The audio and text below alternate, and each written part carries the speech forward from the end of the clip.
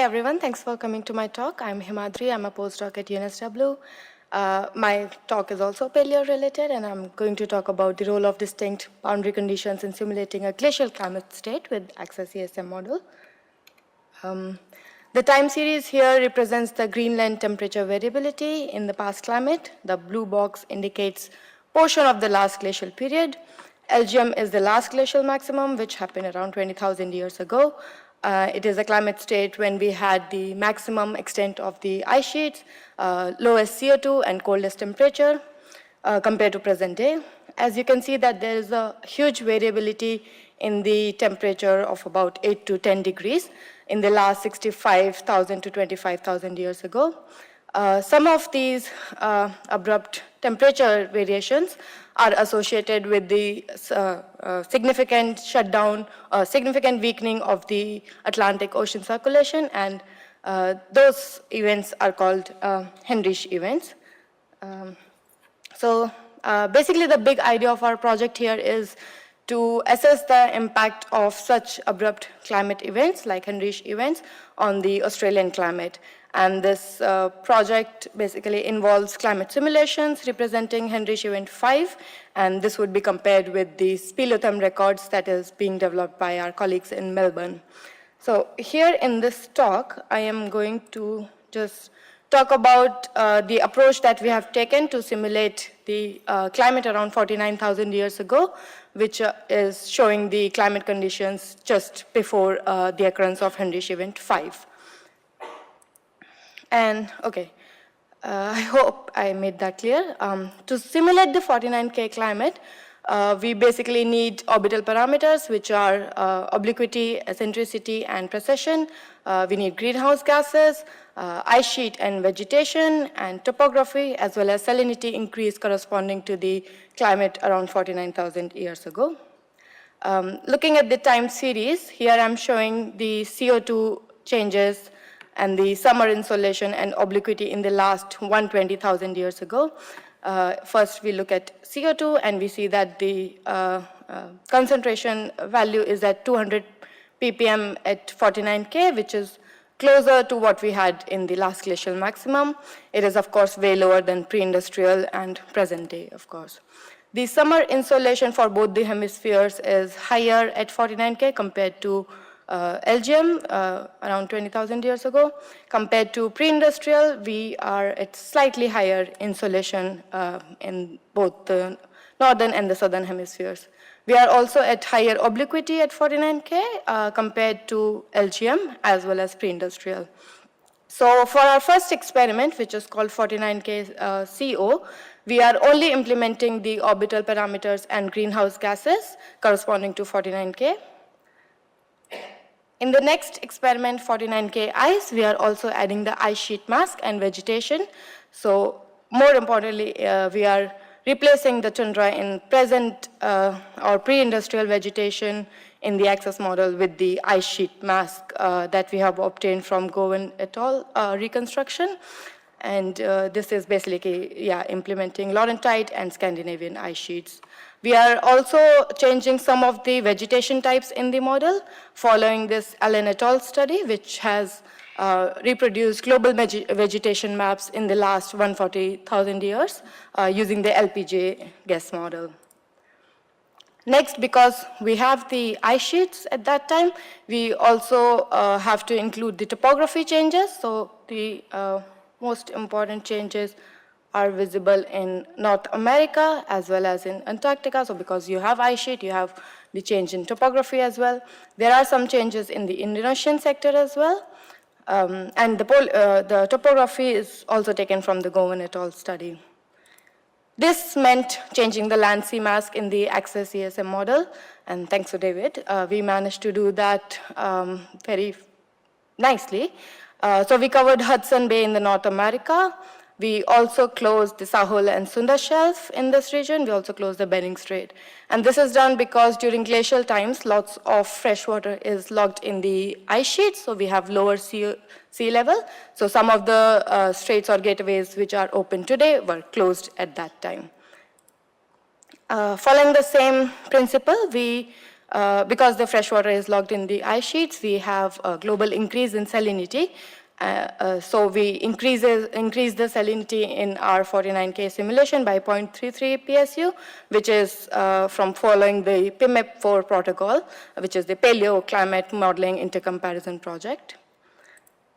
So yeah, just for reference, this was now our new ice and vegetation mask.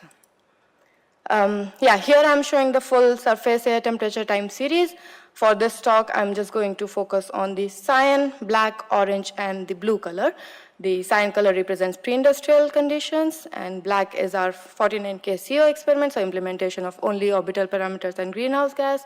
The ice is the addition of ice sheet mask, and the full one is basically, yeah, taking all the forcings together.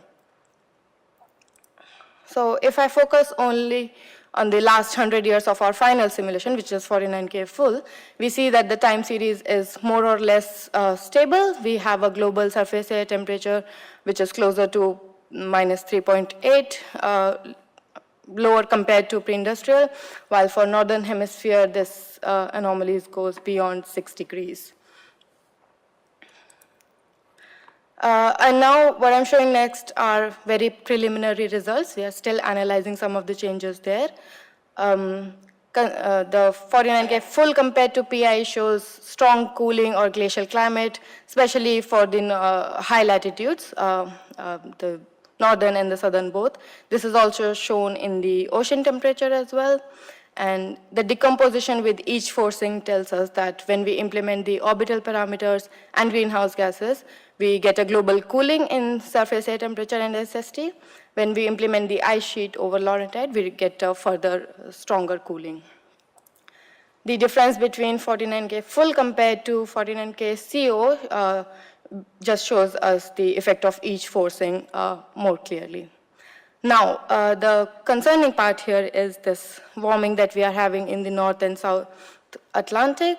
And our current analysis suggests that this is because of the very strong Atlantic stream function we have in the 49K simulation. So the top plot here is showing the anomalies compared to PI.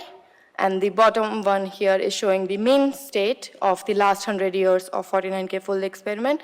So we have our Atlantic circulation at about 31 Swerdrup in this 49K simulation. The cross-section here indicates that it is stronger, but as well as deeper at 49K. This is considerably larger than the other glacial states that has been simulated with other models. We think that this is happening because of the strengthening of westerlies in our climate. So the left side here indicates the mean state, and the right is the anomaly between 49K full and pre-industrial. Red is showing westerlies here. So when we implement the ice sheet and the topography in the model, there is a strengthening of westerlies in the northern Labrador Sea and the weakening in the south. This is strengthening our subtropical and subpolar gyres, both of them, which is influencing our Atlantic circulation strength and as well as transporting some warm water into the Labrador Sea. The Labrador Sea warming has further implications on the sea ice edge as well. So if you can see the green line here, which represents 49K full, we have a very strong retreat of sea ice in the Labrador Sea, while it shows very large expansion in the North Pacific and the Nordic seas. The latitude versus depth plots here are for the potential temperature anomalies, and they show that when I introduce the greenhouse gas and orbital parameters, we get a global cooling in the ocean. But once I introduce the topography, we get a warming in the deep ocean.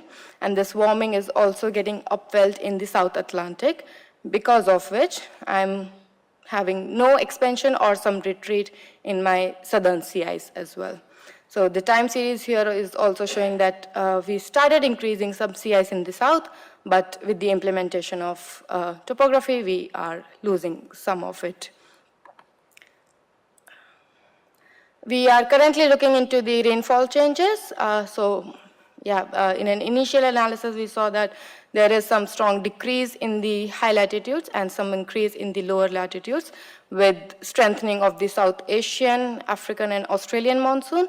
There are some complex changes in the South American monsoon that we are analyzing currently. But the interesting part is that the implementation of ice sheet in the lower tide region is very crucial for our precipitation changes.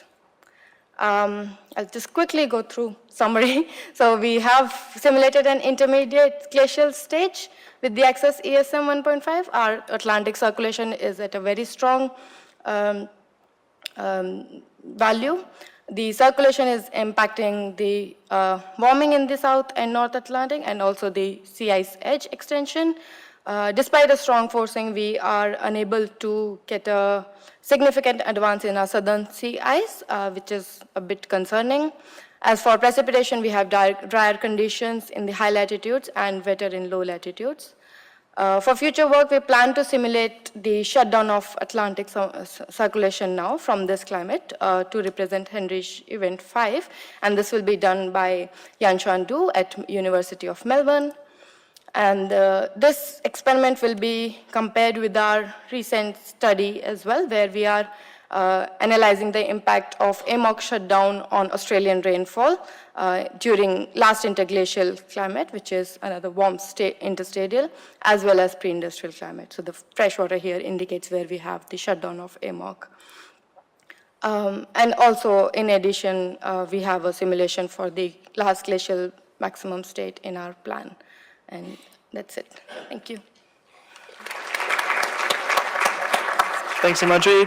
Time for one very quick question. Yep.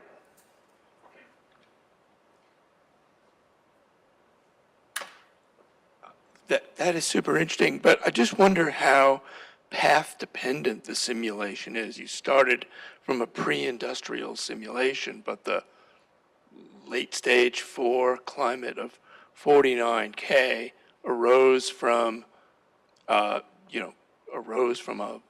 late stage 5 orbital configuration and circulation configuration. I just wonder if you start from the antecedent conditions for that Heinrich stage 5 climate, if you'd get a different result.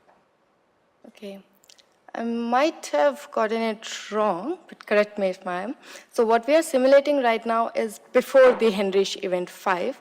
So we started from PI, but we are simulating 49K to reach that stage from where the Heinrich event could have happened. So this would be the control simulation to do the Heinrich event in the next stage, basically. Yeah.